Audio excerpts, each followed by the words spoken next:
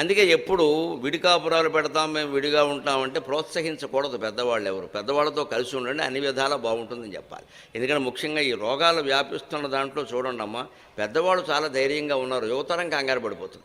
ఇటువంటి అని చాలా చూసాం అన్నట్టుగా ఉన్నారు. పిల్లలు ఆరోగ్యంగా ఉండాలి, పిల్లలకి ప్రమాదాలు రాకుండా ఉండాలంటే పెద్దవాళ్ళు ఇంట్లో ఉండాలి. అది గుర్తించండి దయచేసి. ఇంట్లో ఉండాలి. వాళ్ళు చిన్నపిల్లలకి జ్వరం వచ్చినా దగ్గు వచ్చినా ఏం చేయాలో అమ్మమ్మో నాయనమ్మో తాతయ్యో చెబుతారు. వాళ్ళు చెబుతారు ఖచ్చితంగా, ఇది బోర్డు చూసాం ఇటువంటివి, మా మనవరాలకు రాలేదు, నాకే వచ్చింది, మా అమ్మ ఏం చేసింది తెలుసా అని వంటింట్లోకి వెళ్ళి ఓ మందు పట్టుకొస్తారు. చిన్నపిల్లలు ఉన్న చోట ఖచ్చితంగా అమ్మమ్మ నాయనమ్మ తాతయ్య ఉండాలి. వాళ్ళు ధైర్యం చెబుతారు వెంటనే. అసలు రాత్రి వీళ్ళు నిద్ర పట్టక, దానికి నిద్ర పట్టక వీళ్ళని బాధ పెడుతుంటే, నేను చూస్తాను లేవే, నువ్వు పడుకో, పొద్దున్న లేస్తే వాళ్ళు పని చేయాలి మళ్ళీ నువ్వు అని కోడలను కానీ కూతుర్ని కానీ ఎవరినైనా ఆ భేదమే ఉండదండి. పెద్దవాళ్ళకి పడుకోబెట్టేసి వీళ్ళు చూస్తారు. ఆ పెద్దవాళ్ళ కౌగిట్లోకి వెళ్ళగానే ఎందుకో వీళ్ళు హాయిగా పడుకుంటారు ఈ పిల్లలు.